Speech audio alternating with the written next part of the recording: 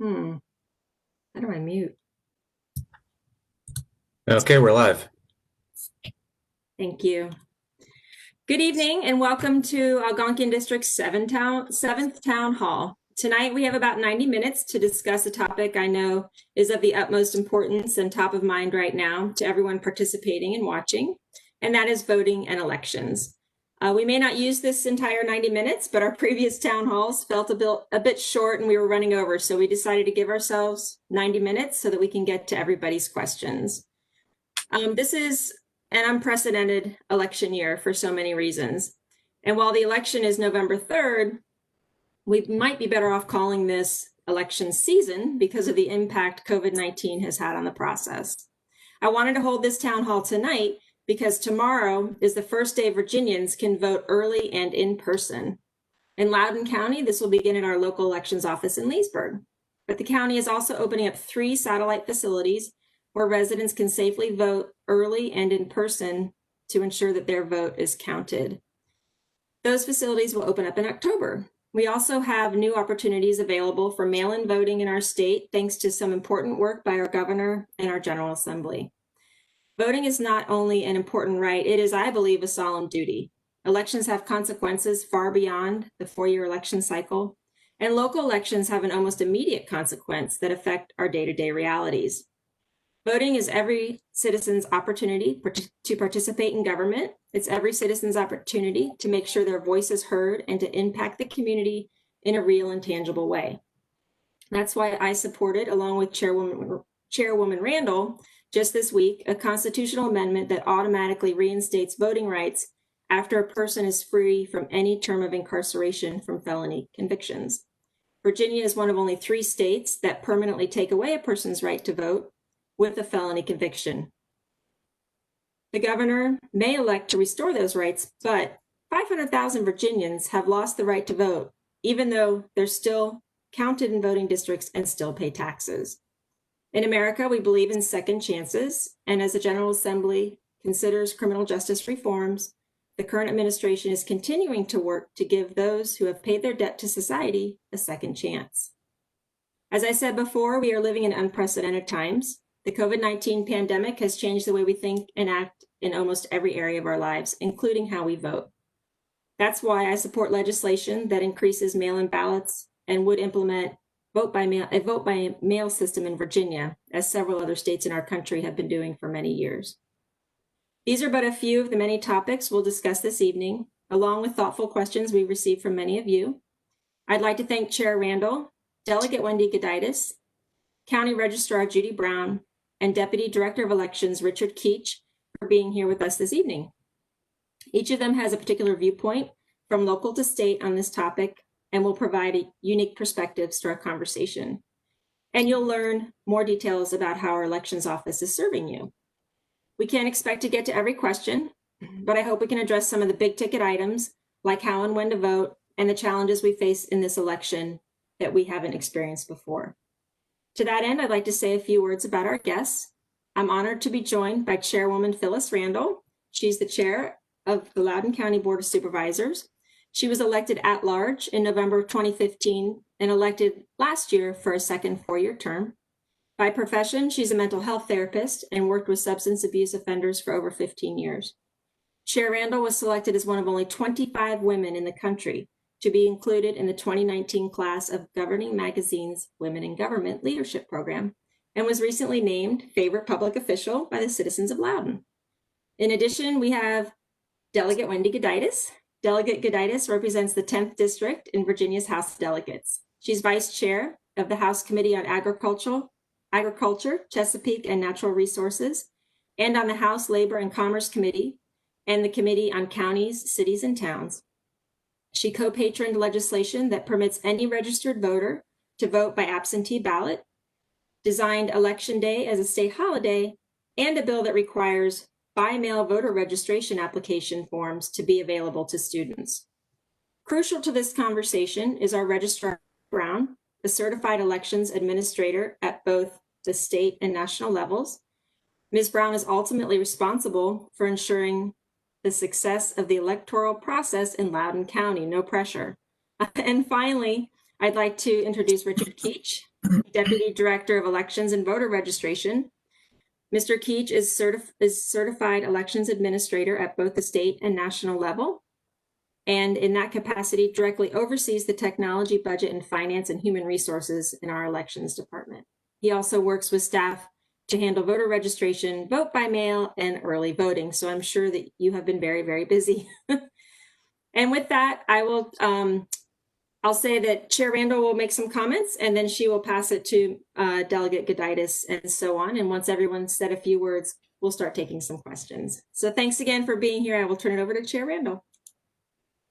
Well, thank you. Thank you so much, Supervisor Brixman. And I really do appreciate to see my friend Delegate Gudaitis here. Judy and Rick, I don't, you all work so hard anyway. I remember when you came before us to the board meeting, with a question I ask is, do you have enough staff? Because I know how hard you work and you do it year in and year out. In Virginia, we have elections every year, whether we like it or not. This one's going to be a big one, but it's not as if you all get down years. You don't. You get this every single year. And sometimes I feel it's harder when it's a presidential election, but other times when it's a local election and there are like 56 races on one ballot. And literally, gosh knows how many iterations of of the ballot. I don't know how you all do it. So thank you so much for doing what you do. One of my, no kidding, earliest memories is my grandmother taking me to Park Hill Library in Denver, Colorado to vote, and not quite understanding why we were doing it or what we were doing.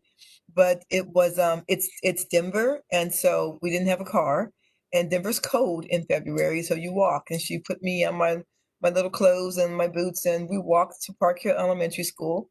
It felt like it was, a 10-mile walk when you're that young. It was probably only a couple blocks. But my parents and my grandparents and everyone instilled in me my entire life how important it was to vote, how many people fought and struggled and even died so that I had the right to vote. And voting is crucial, crucial. I remember some of the times that I did the same thing with my own children and took them to vote, standing in line in the rain when they were babies, because nothing was more important. This year's presidential election, so the voter turnout's going to be greater than it normally ever is. Two things real quickly. Supervisor Brixman did mention the issue that we had a discussion on and voted on this past Saturday, the issue of re-enfranchisement, and that is the issue of allowing felons to get their right to vote back. I've been working on the issue of re-enfranchisement for I'm not sure how many years. I was actually many years ago part of the Help America Vote Act, the HAVA committee, after the election and the Florida debacle of Al Gore and George Bush. I helped write some of the legislation we see now about curbside voting and other things that we're doing right now. So I've been in the struggle about increasing voting and making it easier for people to vote for many, many years. As far as the felony, up until very recently, you could have a felony in Virginia if you stole something that was $200.01. That was a felony amount, and you could have done that when you're 18 years old. And at age 50, you could have a very, very productive life, but you still couldn't vote.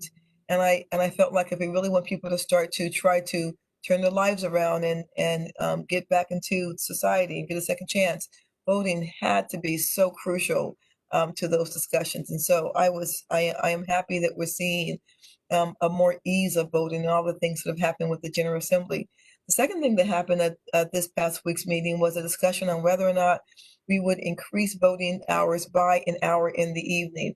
We actually ended up taking no position on that. We had discussions about that. But this year, because the early absentee voting starts early, because it's such a long time, in-person voting, vote by mail, drop box voting, which is something that Judy and Rick will talk about. We left the voting hours as they were, and in Virginia, that's 6 a.m. To 7 p.m. Every election day. So we took no position on that. Many people might think that the discussions around voting are only a state and local issue, but to be sure, voting is done in county facilities. Voting is done with people who live in your county. All the volunteers that Judy and Rick somehow corral on election day are county volunteers. When we have to figure it out at schools, we do that. So voting is very much, maybe the voting laws are written by the state, but voting is very much influenced in how we vote and where we vote and voting precincts and all that is very, very much influenced by county government staff.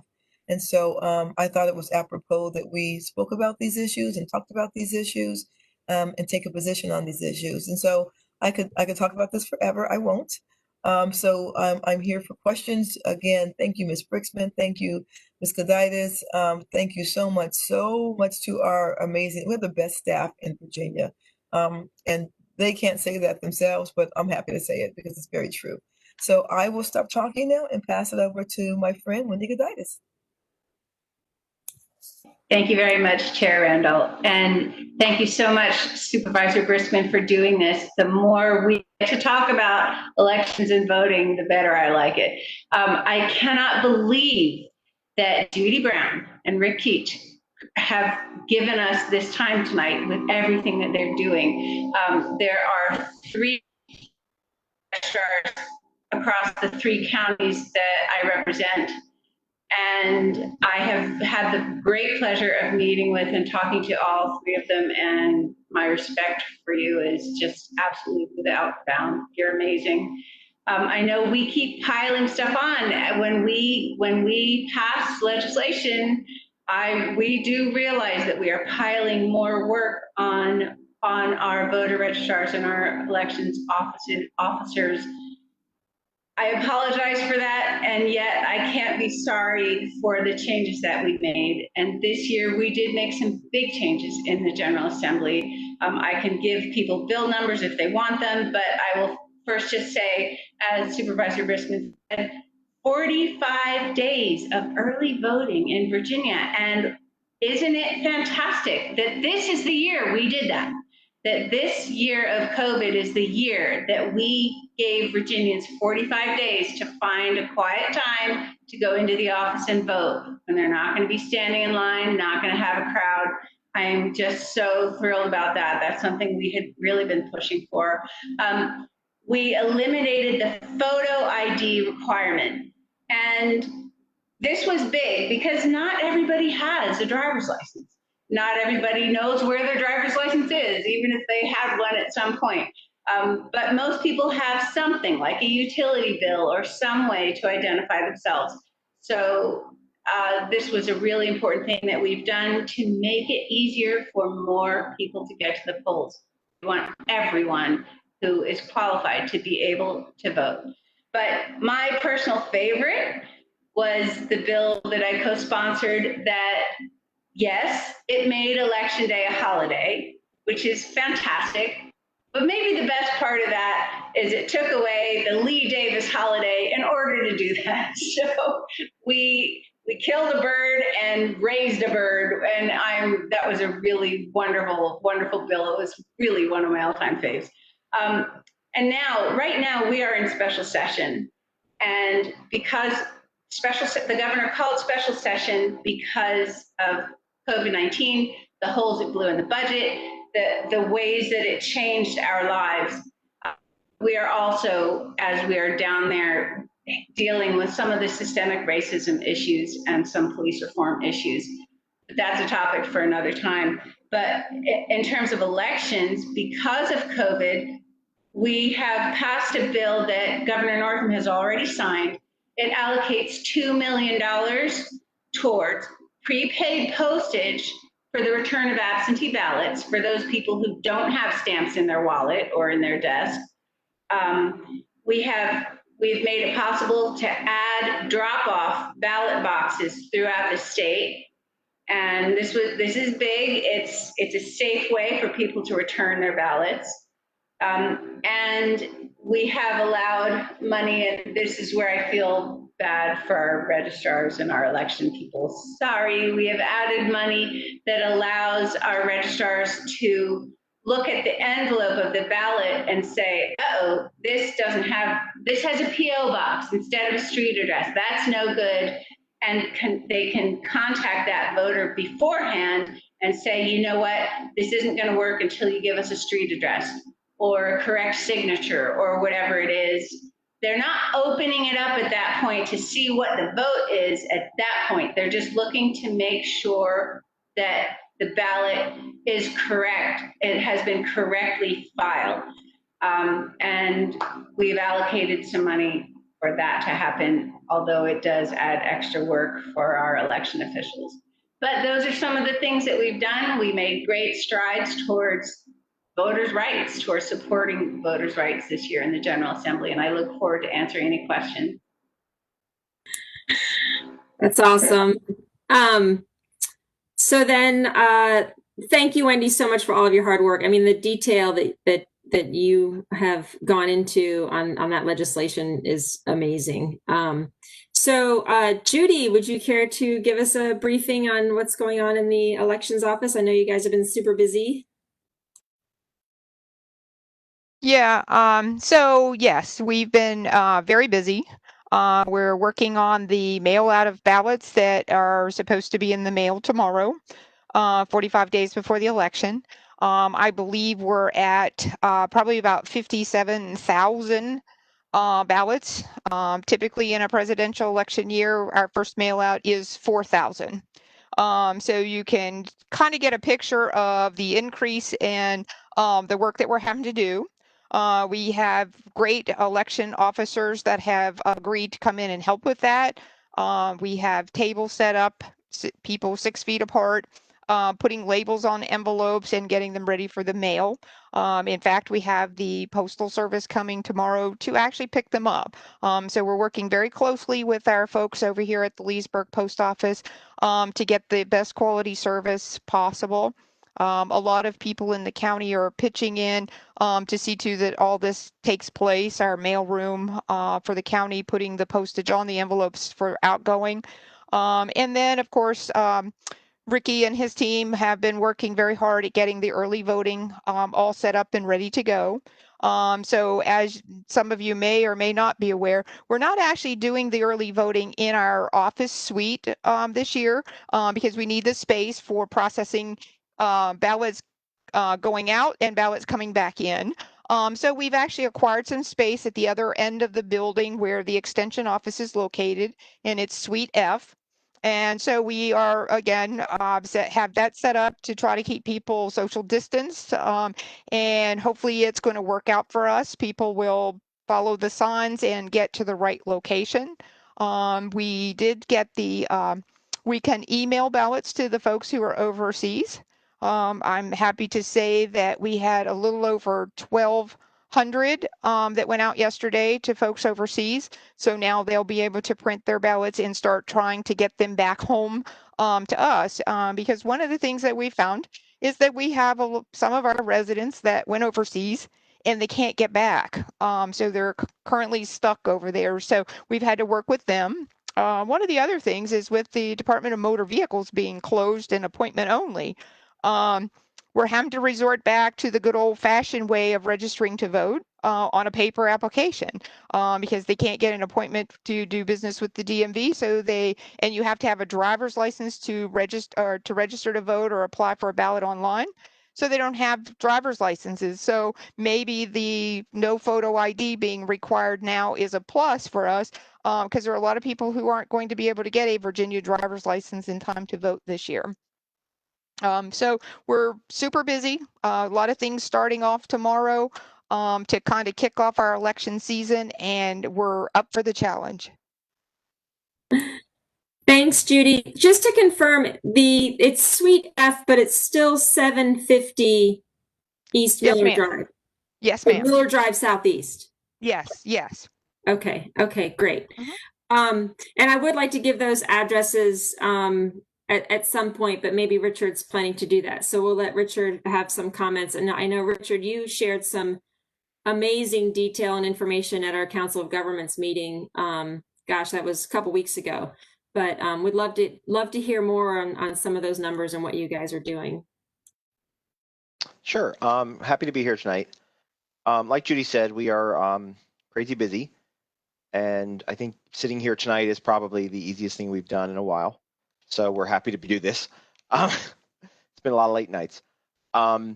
So the voting here will be at 750 Miller Drive, Suite F. It's basically the same building, other end of the building.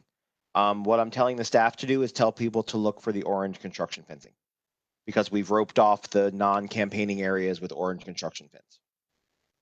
So it makes it really easy to find. You can't miss it. We're also putting up several large yellow and black banners that will direct people to the right place. And we're going to have staff all over the place to help people get where they need to be. The other 3 sites that will open on October 17th are the Ridgetop office building in Sterling. I don't have the address on me, but it's where the Treasurer and Commissioner Revenue are located. The Dulles South Senior Center in South Riding. And for 3 Saturdays only, for the first time, we'll be in Purcellville at the Carver Senior Center. So we're pretty excited to add a Western Loudon location when we feel that will really help those people. In addition, we've extended the hours pretty dramatically. In the past, we had done 4 hours a day at extended sites, and this year it's going to be 8 hours a day. So I think we've almost tripled the amount of hours that people can vote early. We are honestly expecting a pretty sizable crowd tomorrow. We've heard from a lot of people that they're going to come on the first day to avoid crowds. So we're not sure how that's going to go for them, but we're going to do our best to get them in and get them through. We are training our staff to help voters be prepared. One thing we are telling people is there are 4 county bond questions and 2 constitutional amendments on this ballot. So it does take a very, very long time to read. To that end, we mail the sample ballot to every home in the county with the goal of helping people prepare. So, and as far as that would be the biggest thing people could do to help themselves when they come to vote, I would say, especially if they're coming to vote early, is have read that and be prepared on how they want to address those. Because I staff think on I got site mine cannot. today. Oh, great.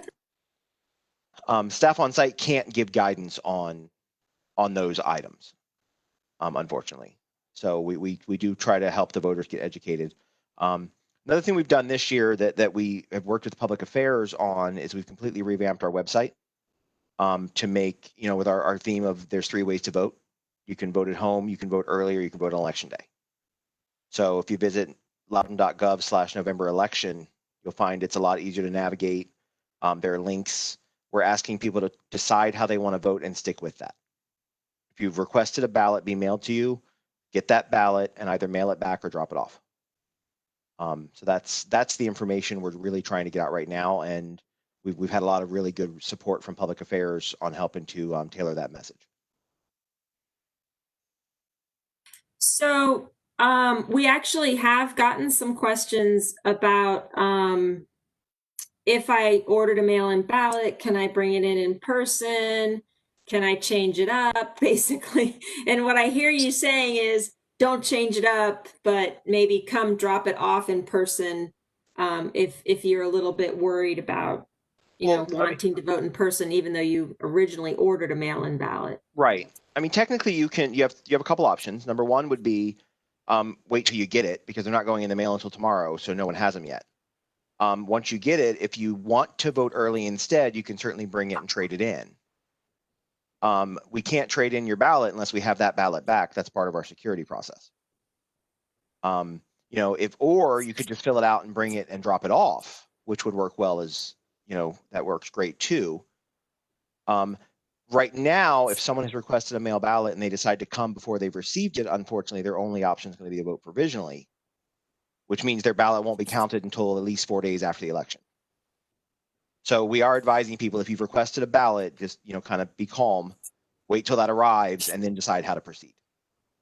Okay, so wait for your ballot. If you did order it, wait for it, and then you might have some other options besides mailing it back. Yeah. So Supervisor Brixman, I actually have received a question and somebody has who's watching texted me a question. And that question, Go for it. That question is, thank you. Let me sure get it right. Will ballots be counted as they come in?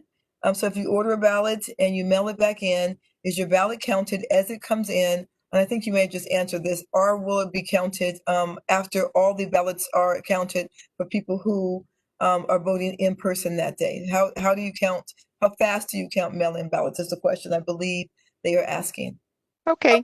So as soon as ballots start arriving back here in the office, as Wendy Goditis mentioned, we're going to be looking at the envelope and making sure people filled it out correctly. And then we will assemble, and we're planning on starting our pre-processing on September 28th. So that we basically will make sure the envelope is filled out correctly.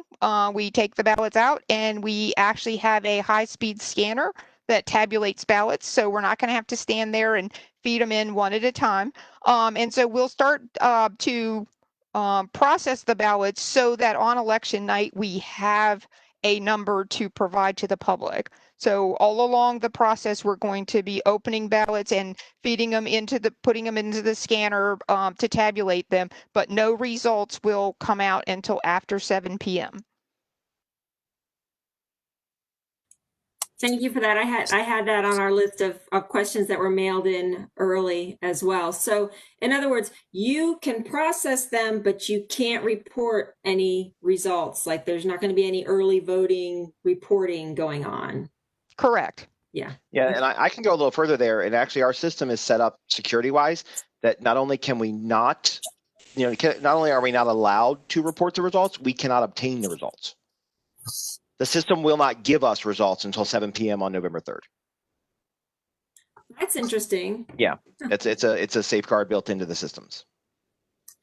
Richard, before I get to some of the other questions, I'd love to hear you tell the folks that are watching the numbers that you're expecting this year and how you were telling me at one point, like you had to plan for 100% of voters to vote on election day, 100% of voters to vote mail-in, and 100% of voters to vote early. So can you explain a little bit about that? And then like what are the numbers you're expecting, like percentage-wise? Well, and what I mean by the 100% each way is this year is different in so many ways. The legislature changed a lot of the laws, and then the pandemic hit, and then it eased, and then it came back, and we're kind of going back and forth, and voters just don't know what they want to do. So I would say, and I think Judy would agree, when we sat down to prepare for this, we said we have no idea how people are going to vote. So our best course of action is to be prepared for everyone to vote each way, right? If we're prepared for that, we have more than enough resources, we're ready to go. Honestly, what we're seeing right now, and the numbers seem to be holding, is that we are expecting about, I would say, 90 to 100,000 to probably vote by mail, which is a good chunk of the county. And I would say another 50 to 75,000 to vote early. So my best guess is over half the people in the county will have voted before election day. Wow. That's I think kind of where we've settled. But I have to say our initial estimate for mailing out of ballots was 30,000. And then it was 40,000, and then it was 50,000, and now it's 60,000. So, we're seeing, and that's what I mean when we say we really don't know the voter behavior. So but we are prepared for a 90% turnout, and we will have ballots on hand available for every single registered voter in the county. So we are more than prepared. The good news is, a lot of people voting early and voting by mail takes a lot of weight off the precincts on election day. Yeah. So. Oh, I'm off. Am I off or on? No, I'm on. Like I said, I can't wait to the day that I don't have to ask if my microphone's on. I just did receive a question about what is the postmark deadlines as far as getting I know you want to get in the mail as soon as possible, but what is the actual deadline where the vote will still be counted? The law says that as long as it's postmarked before or on election day and received by noon on Friday, that we will be able to accept the ballot and count it. Okay, great. And then have you guys been able to find, I had this question also come to us. Can you find inactive voters or have we purged voters or anything like that in Loudoun County? Or did our rolls just ongoing? The purging of the rolls is a function that the state does, and they do it every so often. I'm not sure that there's any set year that they do it, but they do it off, every once in a while. And there's a lot of cross checks with other states. I don't recall this year us having what we call confirmation notices where they got information from the post office to say that people had moved. And that may be a lot due to the fact of elections being shifted to different dates and then trying to find a date that didn't impact an election to be able to do that. But we do a regular check and remove people who are, we get deceased information, we get information on convicted felons that we will remove. And believe it or not, people sometimes do tell us when they've moved out of state so that we can get them off of the records. Well, that's courteous. Yes. So you're mailing a bunch of ballots tomorrow. And then I think you're having a second mailing, if I recall correctly. But I had a question from someone who asked, when should I worry that I didn't get my ballot in the mail that I had asked for? When should they actually start worrying about not getting it? Hopefully that won't happen, but. Yeah. What I have been telling people is that if they don't have the ballot by the end of September, they need to check with us to find out what happened. I really don't believe it's going to take that long. We had to deny some applications for ballots that didn't have the last 4 digits of the Social Security number on it, which was required. I mailed them on Wednesday from here. And on Saturday, I had people replying by email where they had scanned and emailed me the applications. And that is the mail going within the county. And a large majority of the ballots that we're mailing out are going to residents within the county. So I believe, honestly, that people will have their ballots next week when they go out on Friday. The guy from the post office, I believe, didn't they tell us, Ricky, that they thought people would have them by Monday? Yeah, he said Monday through Wednesday they will be arriving in the homes. Okay, that's great. Now, but you can still request a mail-in ballot up to a certain date. That's correct? Yes, you can actually request a ballot up until Friday, October 23rd, and we will mail out ballots every day going forward. Oh, wow. Every day from the 23rd.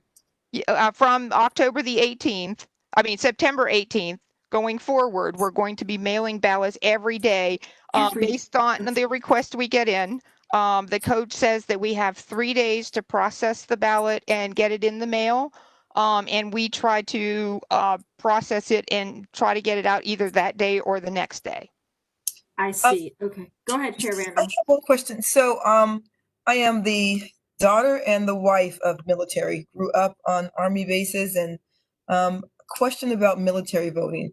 For people who are, especially military, who are out of the country, and I guess this might apply also to college students. When college students ask, they've asked for their mail-in ballot, and they often don't send it back. And when they were asked, one of the top reason they didn't send it back, given by college students, was they couldn't find the stamp, which I find just incredible.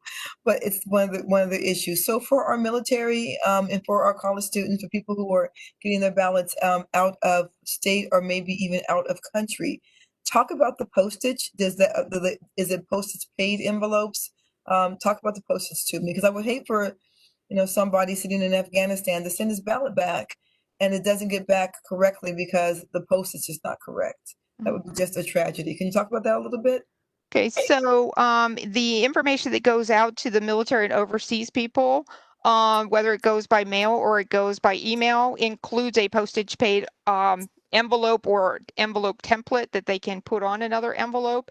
And of course, the General Assembly just allocated money and said we were required to put postage on the envelope. So there is postage on every envelope that is going to be returned to us. So nobody has to look for a stamp this year. Very good. Thank you. Thank you very much. That is wonderful. Do you mind if I do one more thing, Ms. Brixman? I just want to go through the dates because I don't think we've done that yet. So of course we've said before, September 18th, tomorrow is the first mailing of absentee ballots and the first day of in-person voting. October 13th is the last day to update your voter's registration. October 23rd is the last day to request an absentee ballot by mail. And of course, November 3rd is Election Day. And all the ballots have to be in by November 6th at 12 noon.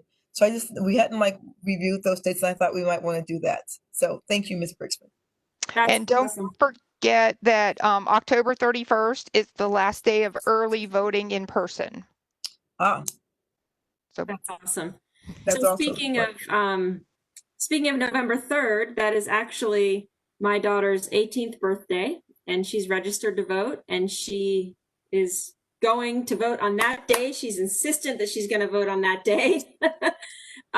But as I was telling you guys before we got on the call, she's in a Gov class right now as a senior, and they were asking, a lot of them are turning 18, and they were wondering if they could go to the early in-person voting time and register at the same time as they vote.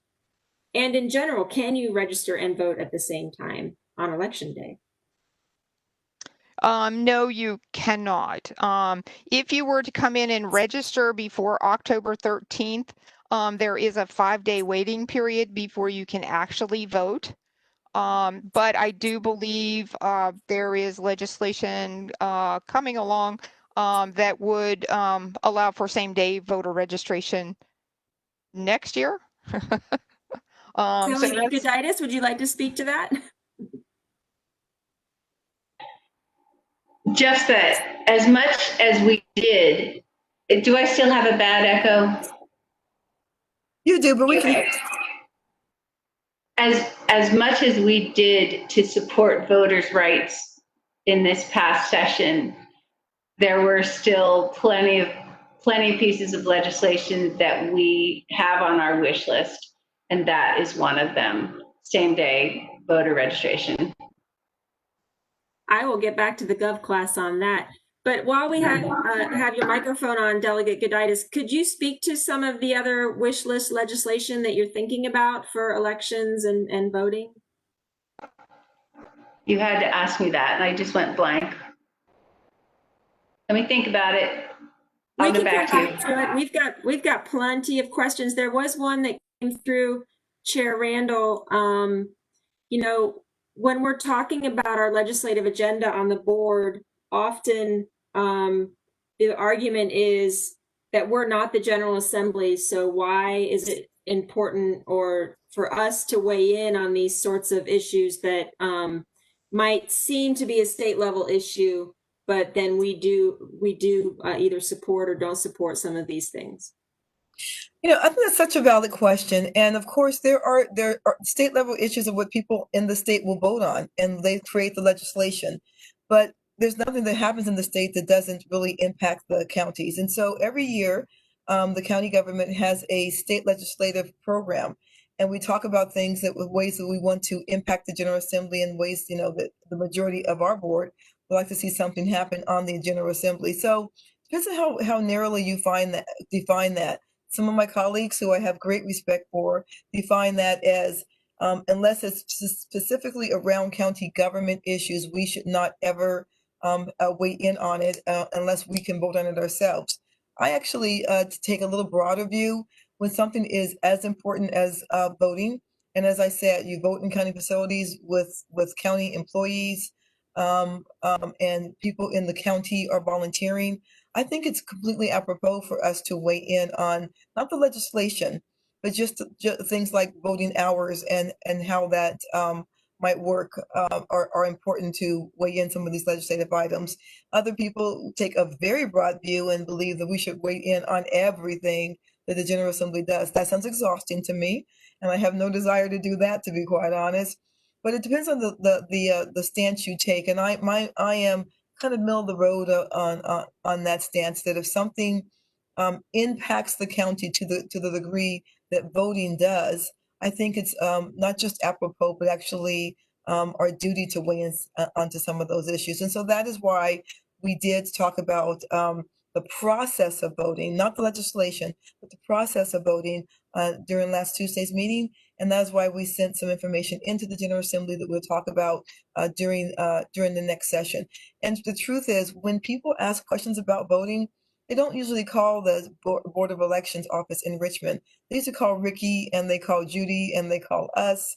And when there's an issue on election day, no one calls the office in Richmond. They call me, they call Ms. Brixman. You will find out that they're going to call you, and they call the county government people to help them with those issues. And so I think that an issue like voting is certainly it's a state issue, it's a local issue, and obviously it's a federal issue as well. I would agree on that. And maybe Delegate Goditis could comment on that as well. Like how meaningful is it for you, or important is it for you as a state delegate to hear from the boards on their opinions on these sorts of things? It is very important. I have met with all three of the registrars in the district I represent. As I said, I am in close touch with the state electoral boards, just talking about legislation, asking what's needed. Some of the things that have come up every year over and over have been made moot by our 45 days of voting. One of those things, as Judy Brown said, the request to lengthen the hours, and I carried a bill 2 sessions ago asking for the hours to be until 8 o'clock at night, and it was not popular with my registrars, so sorry. And it died then, but to me, now I don't see myself carrying that bill again because we have 45 days for people, as was mentioned. So some of the things that have been on our wish list for years kind of get canceled out by stuff we've already done. One of the things that's going to always come up is the online voting, for everyone to be able to just vote online. And that's still certainly controversial in Richmond, and I wouldn't bet on it anytime soon, but it's the sort of thing that's going to keep coming up. Oh, that's interesting. Did you have a comment, Chair Randall? Yes, Ms. Supervisor, thank you. Judy and Rick, so we're in, unfortunately, the COVID era. And when the county spent some of our $60 million on PPE, $9 million, from CARES Act money, $9 million was spent on PPE. And hopefully we will have all that we need on election day. We believe everyone who's going to vote in person will come with their mask. If they don't, we will try to have masks, I'm assuming, at every precinct. But can you all talk a little bit about the process on election day if somebody feels like they don't feel comfortable coming in because of COVID, don't have a mask because of COVID? Again, I served on the HAVA committee, so some legislation around curbside voting and those types of things I helped craft. That was many years ago. But can you all talk about voting in the era of COVID, what is different, if anything, and how that looks? I'll do a little bit and then I'll let Ricky talk a little bit about it. We will still have the ability for people to do curbside if they need to. We're just going to be very careful that when we're doing it at our early voting site here, that it's not something that people are using to jump the line. But we do understand that people got accustomed to during the elections that we had earlier in the year. They were able to just drive up to the office. We had our phone number posted outside. They called us on the phone. We looked the voter up in the computer system, and then we ran the ballot out to their car and let them vote, and then we brought it back inside. Of course, you have to understand it's kind of impossible for us to do a whole lot of that this year because of the length of the ballot and the time it would be involved with every person who was doing that. When you have one race on the ballot, it's really simple. They can mark something, give it to you, and you're back inside. But we will still offer the ability to do that. And of course, we developed a policy with the county attorney's office with regards to wearing the face mask or face covering, that we're going to require people to wear it. We're going to offer them one if they don't have one. And if they refuse, we're going to suggest that the curbside voting is the only thing that we have available to offer them. Of course, in the primary we had in June, we gave them the option of being able to come in and without a mask and put them at a voting stand close to the ballot box so that they, after we got them checked in, so that they could vote, put their ballot in the box. And so we may rethink that policy and then maybe go as far as just having them mark the ballot outside and being able to slip in to just put it in the ballot box if that's what they insist on doing. But I think we're really trying to keep people out that don't have masks, because we've even asked our election officers who have health reasons for not wearing masks to please step down this time in serving, because the goal is to have everybody wearing a face mask or face covering when they're voting. Ms. Brickman, do you mind if I just have a follow-up? Judy and Rick, right now, I don't think most people know that curbside voting even exists. And so it doesn't have to be just for COVID. If somebody is unable to walk for whatever purpose, if somebody is elderly or is differently abled in some way, physically differently abled, then they can also do curbside voting. Is that not correct? That is correct. We used to have signs outside where you called a phone number, and that phone number rang here in our office, and then we had to try to get a hold of the people at the precinct to get them to go out, and it wasn't working successfully. So we have invested in two-way radios, so we can have someone outside that is watching for curbside and radio inside and let them know that there's a curbside voter outside. And I'm not sure if you knew this, but anyone who is 65 and older is entitled to curbside regardless of their health condition. So if you are 65 and older, you're allowed to vote curbside just automatically. Can I just say, I agree with you, Chair Randall. People don't know about curbside voting, but in the last 3 elections, it was a great pleasure for me to drive my parents to vote and to have someone wonderful come out to the car and walk them through it. And it's a huge blessing and something we should all know about and be grateful for.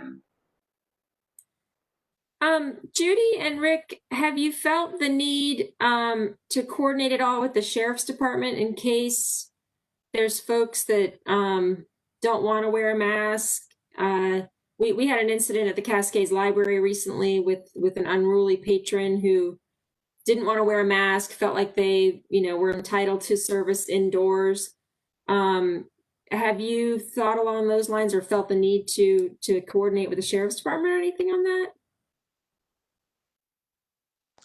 Again, I don't believe so, because the state basically instructions tell us that we have to allow them to vote. And of course, I think their guidance actually says that we would just allow the curbside if they refuse to wear the mask. They're not in any way telling us that we have to let them in, but we do have to let them vote. Of course, yes, and I think from the county attorney's perspective on that other case, as long as there is a alternative, right, then it's okay to say that you can't come indoors as long as there is an alternative to be able to vote. Because of course, everyone should be voting if they have, if they want to. I'm sorry, I'm looking for some questions that have been coming through. I have one that came through. I don't know. This person keeps texting me fantastic questions, but yeah. That's great. No one has given the addresses, if you have them, for the three early voting locations outside of the 750 Miller Drive location. When we start doing early voting at 3 other locations throughout the county, we have not given those addresses yet. And I know, especially for the in Cascades, we've changed that location from the Cascades Senior Center to Ridgetop Circle. And then we have one in Dulles. I think we have one in Percival, although I'm not positive. So can you all give the information and the address for the early voting locations? Bring it up. Sure. In Sterling, we will be this year at the Loudoun County Government Office at Ridgetop, which is at 21641 Ridgetop Circle, Sterling, 20164. In Dulles South, we'll be at the Dulles South Senior Center, which is 24950 Riding Center Drive, Chantilly, 20152. And in Purcellville, we'll be at the Carver Senior Center, which is 200 East Willie Palmer Way, Purcellville, 20132. Thank you, Chair Randall. And absolutely, we should remind Algonquian District that the early voting at the senior center won't be happening this year, that it will be at Ridgetop Circle, but there's also public transportation. And we had a conversation about that on the board a couple months ago now, I think. But the other one, that is the Dulles Senior Center a change or just a change in hours is a question that I wanted addressed. And then also, can you talk about weekend hours? It's not really a change at Dulles Senior Center. We just moved from the community center to the senior center, which is just the other end of the building. Oh, great. Okay. It's the same building, same entrance. You know, they'll see the signs. We have banners. They'll figure it out. Perfect. We will be open. All 4 locations will be open 3 Saturdays: October 17th, October 24th, and October 31st from 9 to 5. Awesome.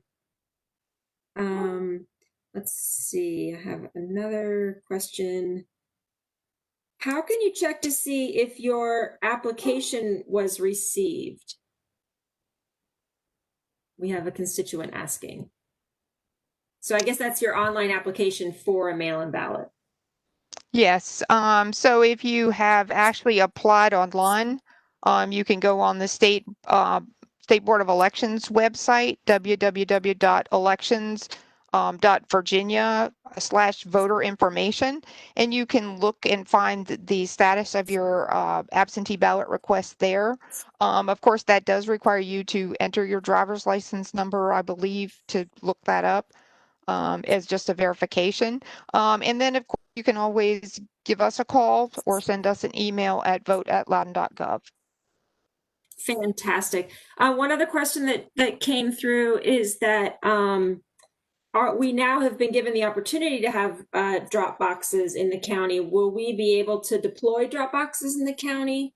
And then also, Delegate Goditis, I think that there's going to be legislation coming in January to do that every year moving forward, I believe. But Judy, maybe you can say if we're going to have them in the county, and then Delegate Goditis can talk about the upcoming legislation. Okay, I'm going to pass that one to Ricky because he's handling the drop boxes. Okay. Drop boxes are an interesting situation right now because there's only a few companies that make the secure drop boxes, and they've all had a rush of people looking for them. We were lucky that we got an order in early. We do believe that the week of the 28th, we will be receiving 14 drop boxes. They will be deployed at each early voting site, and we are working with the Director of Libraries to possibly use the lobby of the libraries as a supervised Dropbox location. We have not finalized those programs yet, and we're not looking for people to go there to try to drop ballots because we don't have the boxes. But that's what we're looking at, and that's what we said to the Board of Supervisors recently, that was the overall plan. But it is looking likely that probably by the second week in October, we may be able to have those in place. That's fantastic. That is very good. I have one more question that came in. I'm not sure where I got the echo. I think Delegate Goditis was going to talk about the upcoming legislation Okay, first for the then drop boxes. I will mute myself. So the drop boxes are cool. We're so glad that we passed that emergency legislation in our special session just a few days ago. In January, it's a permanent fix. We can't file legislation for that until December 4th or something. So I'm betting that will come up. We certainly have talked about it, but there is no legislation definitely for that. I do want to just address drop boxes for a second. We get emails and questions, and some people are saying that they're not safe, they're not secure. Well, Rick mentioned that they're going to supervised locations. So they're not going to be sitting on a corner in, in some quiet part of town where someone can run it over in the middle of the night or something like that. That's not the deal with these drop boxes.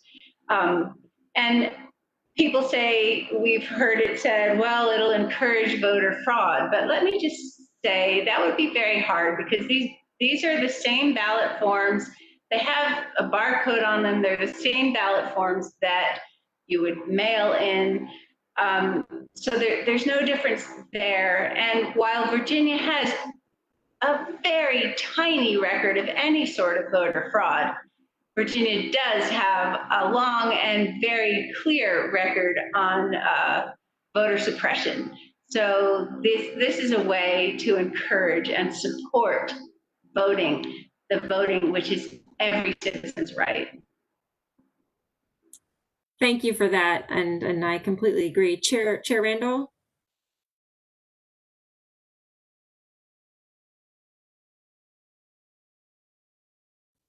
I apologize. If somebody orders an absentee ballot, can somebody else turn it in for them? So if my son orders a ballot in college, I go down to visit him, and his ballot is ready, can I bring it back for him and turn it in? That is the question I have received. Okay, the way the current law is written is it says that the actual voter must hand deliver their ballot. So the actual voter is the one that is supposed to bring it and hand deliver it. Okay, all right. Thank you. I'm getting great questions. I'm good. Go for it. We're co-hosting. Carry on. I'm getting great questions. If someone forgets their ID and they have to vote provisionally, do you count that provisional vote that night, or do they have to bring their ID back into the voter office on 750 Miller Drive? How does a provisional ballot get counted when someone might have forgotten their ID on that day? Okay, so as Delegate Goditis indicated, they did get rid of the photo ID requirement, and with that comes back the form that you can fill out if you don't have the proper identification with you, so that you don't have to do a provisional ballot for lack of having your ID with you. Now, if you refuse to sign that form and you do end up doing a provisional ballot, then you must get your ID into our office by noon on Friday after the election, and you can actually submit it to us by email, you can fax it to us, or you can actually bring it in to us anytime between election day and noon on Friday. And then it would be counted if we get an ID by the electoral board when they do their provisional ballot meeting on Friday. Wonderful. And I have one last question that came in. I think Ms. Brixman's already kind of answered this question when she talked about her daughter, but I will ask it the way it's asked. My son will be 18 by election day. He's not 18 right now. Can he register right now, although he's not 18 yet? The answer is yes. He can go ahead and register now, and he wants to make sure he does it by October 13th, whether or not he is 18 by then or not, so that he would be entitled to vote. Our outreach coordinator is actually working with the Loudoun County high schools, and they are actually allowing us to do our voter registration program with the students online, so that we can encourage them to get registered and talk to them a little bit about voting this year. Wonderful. Thank you. Oh, that's great news. That's a lot of additional information from our original discussion on that. I have a question that came through. Someone was asking, what does supervised locations mean? I think you mentioned that, Ricky, when you were talking about the drop boxes. Yeah, it basically what it means is, like Chair Randall said, or like Delegate Goditis said, that they won't just be sitting out in public. There will be somebody who has been trained to supervise the box with eyes on it, during the times it's open. Oh, drop box. All right, fantastic. And then another question is, how can we guarantee no fraud with all of these different types of voting? Anybody? I'll go, Judy. Yeah, you go ahead. Well, I mean, the biggest thing I would say is when you request a ballot, you're marked that way in the system. It's a state system. So anybody in the state that's in an election office can see that you've requested a ballot from us, right? The way I like to put it is it's one ballot per customer. So you're not going to get another one unless you give us that one back. You know, if you make a mistake or you bring it to an early voting site to swap it out, you know, you have to have that ballot in your possession, and you have to surrender it in order to change your mind. And that's the biggest thing I would say. You know, even voters on election day, if you've requested a ballot and you go to the polling place, the poll worker is going to say, I see you've requested an absentee ballot. You need to go to the help desk, because they're going to have to figure out where that ballot is. So that's our biggest safeguard against fraud, is that it is a unified system. And the minute you request a ballot and a ballot is issued to you, you're marked that way. So unless you've surrendered that ballot, that is your ballot. Go ahead, Delegate Gudaitis. So Rick and Judy are the experts on the technicalities of the ballot, but let me say that in and around the General Assembly, there has been so much research done on whether or not there is actual fraud. There is so little of it. Let me say again, people should not worry about that. And you will,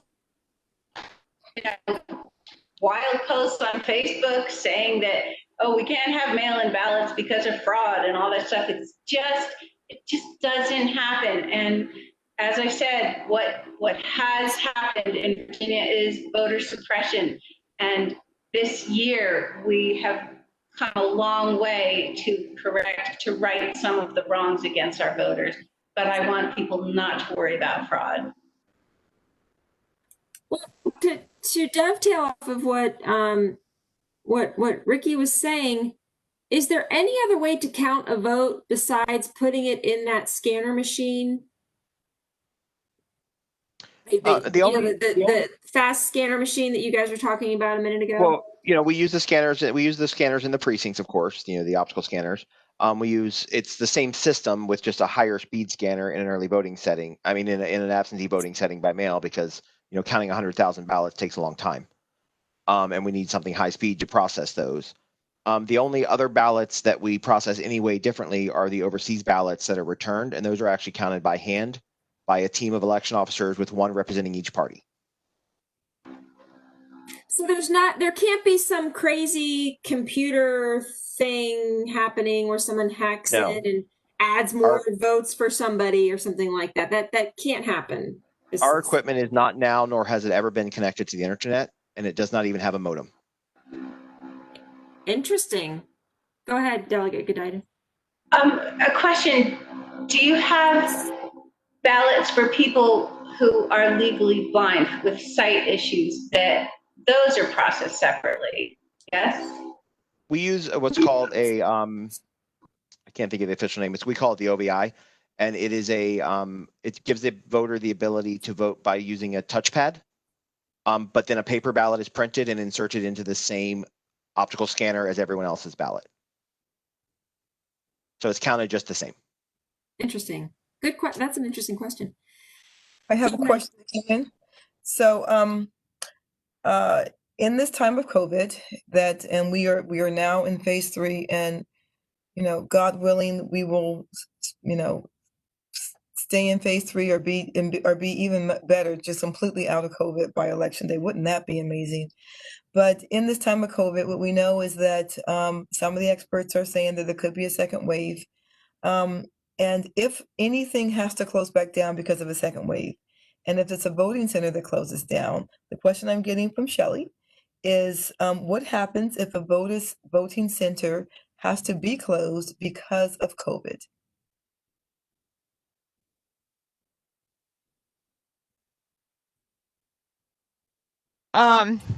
Well, I guess, I mean, honestly, if something like that happens, we might not have a choice about closing something if there's an outbreak there. And I mean, we can always, I guess, have it cleaned and put a new team of people in.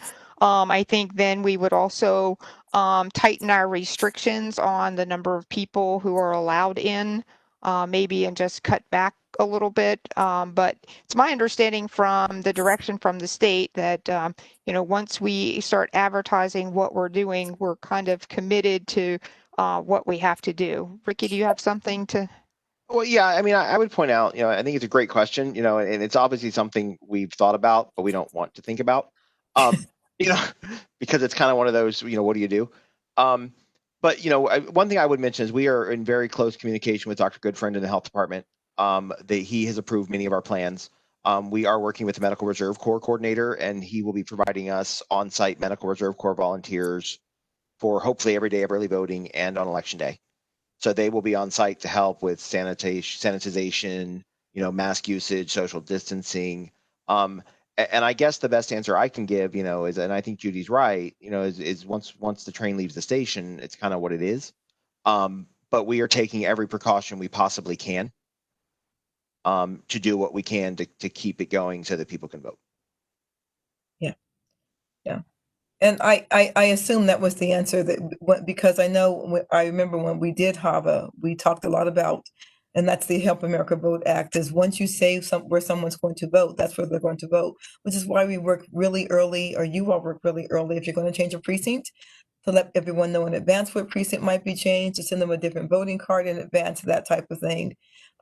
We did talk about in HAVA, if there was a major emergency and a precinct had to change, there would be shuttle buses or some type of transportation from one precinct to another. Those names would transfer over. So that was all discussed if the worst happened. But I can't imagine that would be true for many voting precincts throughout the area, and hopefully not even one. And so we're going to assume that everyone can vote at their location. There'll be obviously social distance and obviously with masks and all the precautions that the CDC and BDH has asked us to take.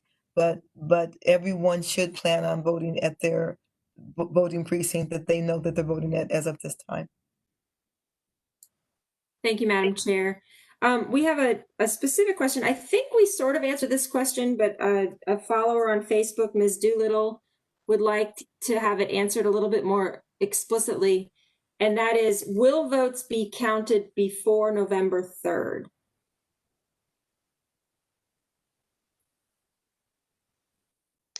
Okay, we will begin the process of what's called a pre-processing method, so that as the ballots are coming back, we actually also scan them back into the computer so the voter can see that their ballot was returned, and it also then provides the information that will go out in the poll books on election day, shows that the ballot was returned marked, so we know the person has already voted.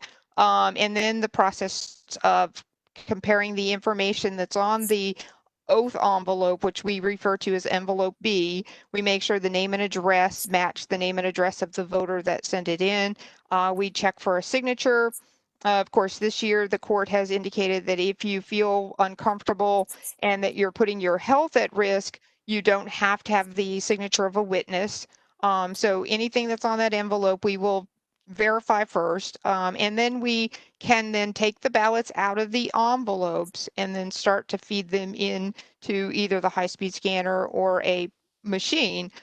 So it's beginning to process, but there's still no results, like Ricky said, until the day of the election. So I don't know whether you technically call that counting the ballots. I mean, because we're starting the process of getting everything into the voting equipment. So at the end of the night, we can close the machine and say, here's the number of votes for this guy, and this the number of votes for that guy. And if we don't have the ability to do that ahead of time, we won't have results on election night. So it might be fair to say that the machine is tallying the votes, but you physically cannot see any results before Correct. 7 o'clock on November 3rd. Yes. Okay. We had a question also, maybe this is for Ricky. The drop boxes, are they going to be emptied every night or? They will be empty.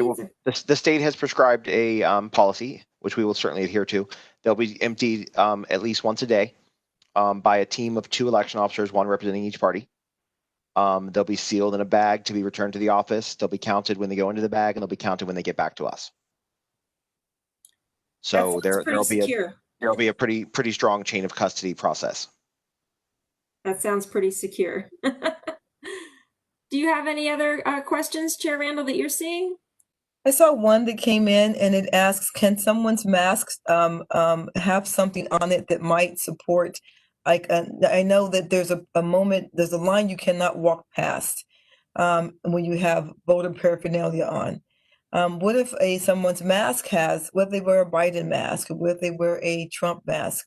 That's paraphernalia. Is that considered paraphernalia? And can they wear that and go into the voting precinct? And how do you consider that, since you won't let people wear buttons or you won't let them wear shirts with candidate information on it past a certain point? Can they wear masks past that point? That's a great question. Judy, every time I ask a question, I can see Judy and Rick both take a big breath, like, oh Yeah. no, oh no. Yeah, because I believe, I am not mistaken, I believe the policy now is that they can wear that inside. They just cannot be discussing politics while they're standing in line. But they can still wear, because we used to make people turn their t-shirts inside out, and we don't do that anymore. Am I correct, Ricky? Yeah, Judy's right, and it's actually funny that you bring this up because I was training our vote center managers, our early vote center managers this afternoon, and I specifically trained them on this, that workers are not allowed to wear anything remotely political. Voters can wear it on their person, so you can wear your shirt, you can wear your button. I mean, I would say a mask is an article of clothing, so sure. You can't wear a sandwich board, and the bigger one is you can't be politicking in line. You can't be Yeah. walking through the line saying, That's vote fun. for Phyllis Randall, she's the best. You're Yeah. not allowed to do that, unfortunately for you. But that's where we have to draw that line. But as far as articles of clothing, it's actually fine. Okay, thank you very much. Wow, that's news to me. I always was taking off my buttons and stuffing them in my pockets before. I think that changed a few years ago, and it's Okay. not widely known, right, Judy? Yes, I forget the microphone too. Yes, that's true. Interesting. Yeah. I had a question that came through. Do you guys still need volunteers? I mean, given that we have 45 days and lots of extra hours, do you still need volunteers to sign up to help at the polling places? The answer right now is no. We have been inundated with people volunteering, that we have so many people in the database, and the people who are handling new election officers coming in are just overwhelmed. So we actually closed our online process for people to apply. However, we are still getting big lists from the state, wherever the state happens to be recruiting people. And the problem is that we don't have the ability to communicate with the people, to let them know that we're not going to be able to use them. And then people then start calling, or they're upset because we're not communicating with them. But what we're trying to do is get them into our system, get them assigned to a polling place. And then Ricky worked on a survey earlier this year that went out to the election officers we had, asking them if any of them were interested in helping with certain tasks. And then we put the task out there, and we had over 400 of them say that they were willing to help out with things, because like I said, we have had 30 people in here all week putting labels on envelopes. We have people lined up to help with the early voting. We have people available to help with the pre-processing. And so we have the people that we need. I think the only concern I would have, again, would be is if the COVID comes back before the election, worried about how many people are going to drop out. I will say that we are seeing a lot of younger people stepping up to the plate this year, which is fantastic. And then we hope that they will agree to stay on and continue to help us all the time, because we really, Ricky has worked very hard in improving the technology that we use at the polling place. And it would be nice to have the younger people there to help with that technology and to be of some assistance. Judy, That is great news. Judy, are you saying that us older people don't understand technology? I'm saying this young old person doesn't, and I'm glad I have Ricky, because sometimes I have to say, Ricky, get me set up so I can do this meeting. I'm not into it, but I will say though, before I believe it was the primary, we had election officers and we did an online kind of briefing with them, and I was amazed at the number of people who were able to get on. You could see them, and it was very exciting to see them engaged that way. So not all of them, but some of them struggle a little bit with it. I'm not a fan of all of it, but can manage. Yeah, I was going to say, Chair Randall, she's not saying you can't do it. She's saying I'm getting tired. But actually, I will echo what Judy said. We have been overwhelmed by the number of people stepping up to help. That's wonderful. We have 13 full-time employees, and this entire week we've had over 60 people working in this building.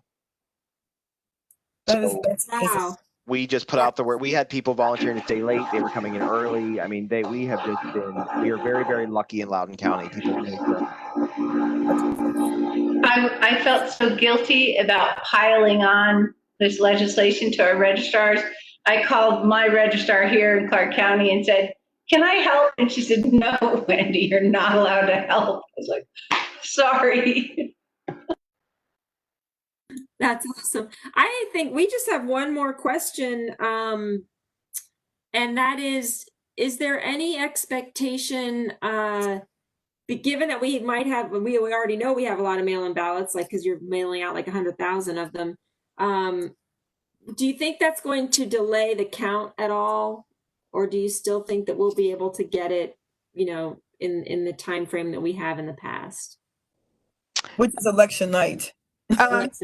Yeah, now we will, like I said, our goal is with the pre-processing is to be able to provide results of all of the ballots that have been received by 7 p.m.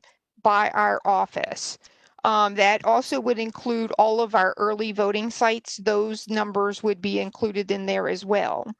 But because of the new legislation that allows us to receive ballots up until noon on Friday, we're going to have a second set of numbers too. So our goal is cap 1 will be everything we've received up until 7. Cap 2 will be any ballots, marked ballots that are collected at the precincts on election day, and then all of the ballots that come in the mail up until noon on Friday. So we will continue counting ballots on Wednesday, Thursday, and up until Friday on noon. And of course, at noon on Friday is usually the deadline for people to have their ID provisional things in. And then the electoral board does their provisional ballot meeting. So depending on what the volume is there would depend on, are we going to have results on Friday that we can give out for cap 2? Or is it possible that we're going to need the weekend to be able to finish tabulating before we can provide numbers possibly on Monday? But we're going to work very hard to try to see if we can have some kind of numbers on Friday for the public on the second part of that, everything that's come in after election night. Again, the state did make the decision. We do not have to count the ballots that are returned by the mail ballots that are returned marked to the polling places in the drop boxes at the polling places. So we will be able to start those on Wednesday. Gotcha. So it still kind of depends on how many people vote and which way they vote. So yeah, and again, if they do what we're asking and what the post office is asking, request your ballot now, get it in the mail, and get it back to us as quickly as possible. And if people do that, then we hopefully will have a lot of them returned early so that we have the time to get those processed. But we are planning, I think Ricky says, we're going to have quite a few teams of 2 people, so we could have 80 to 100 people helping with the pre-processing as we start getting lots and lots of ballots in. awesome. Okay. Well, we are 8:19. Chair Randall, did you have any other questions? Otherwise, I'll send it around for some closing comments. I did not have any other questions before. No, I'm happy to close though. I just want to say what we didn't say earlier is that Ricky has been the person who has been advising and giving information to COG, the Metropolitan Washington Council of Governments. And so we're so lucky and loud, and not just to have a person who is working in the county, but he's advising the whole region. So if things go, asunder, if things just go crazy on election day in, the entire national capital region, it's all Ricky's fault. It's just all Ricky's fault. That's just how it be. But, but That's absolutely right. But that won't happen. It will be, voting will be smooth. It will be easy. Everyone's votes will be counted. The ballots will be cast correctly. There is not, as Ms. Goditis said, high voter fraud. Not even, like literally in the single digits, not even close. I am so grateful for the both of you. I'm so grateful to live in this country where we have free and fair elections. I'm not worried at all. I'm very excited about election day, as I am every election day. So thank you, Ms. Brixman, for hosting us. Really appreciate it. Thank you, Chair Randall. Judy and Ricky, did you have any other closing remarks? I guess I would just say the things that we have said is it's very important for people to make a plan for voting this year and stick with that plan. It'll make their voting experience easier and better for them, as it will for us. If you're going to vote by mail, put in your application now, get your ballot back as quickly as possible. And we're here to help you and to make sure every vote counts. Yeah, I would say, in Virginia, we vote a lot. We vote 2, 3, 4 times a year. And in a way that does help, because it means we have a team that's trained to do this. I would say we have one of the best teams in the area, if not the country. I believe in them. I think if everybody just calmed down a little bit, just realize we do this every day, we're going to be fine. Everybody's going to get to vote. We're going to count the votes. It's going to be accurate and it's going to be safe. I love that. Delegate Goditis, did you have any closing remarks? I would say one of the biggest honors that I have had the privilege to experience since being elected is getting to know the registrars and the people who work with them and for them. Honestly, the word dedicated is thrown around a lot, but when I say these people are dedicated, this is amazing. This is nonpartisan. This is non-political. These people are so determined that your vote is going to count. And as I speak to them and say, well, but what about this legislation? What about that legislation? And they might roll their eyes, but they say, we're going to make it work because that's what we do. And the fact that we have these free and fair elections is 100% due to people like Judy and Rick. And thank you, thank you, thank you. You get the most valuable citizen award as far as I'm concerned. Thank you. I think this year I would absolutely have to agree with that. And I'm amazed that you said you have 17 full-time people. I mean, the job that you have right now, and I'm sure it's not lost on you because you've been running elections for so long, but especially this year, the job that you have is just so crucially important. And, we can't thank you enough for all of your hard work, and you're always cheery and you're always available, and you've got things buttoned down and tied up. And I couldn't be more proud and impressed. And I will echo what I've been hearing about: make a plan, stick with your plan, don't change the plan. It's almost like the stock market, right? Like, put your money in, or like your 401ks or whatever, like put your money in and then don't look at it for 30 years. It's like, don't listen to all the stuff going on and in the news. Just make your plan, trust the system in Loudoun County that it's going to work. And I do have faith in that. I appreciate everyone being here this evening. I will just one little plug. Our next town hall is going to be in October in Algonquian District, and we're going to be reviewing our vision for Cascades Marketplace, which is an area in Algonquian District that is slated for revitalization in the comprehensive plan. And we've been having lots of discussions about that area. And so I'm looking forward to sharing that in October. So don't forget to vote, make a plan, and thank you, everyone. Get a good night's sleep tonight. I appreciate your time, and I will be seeing you guys soon. Julie, Bye. thank you. This is great.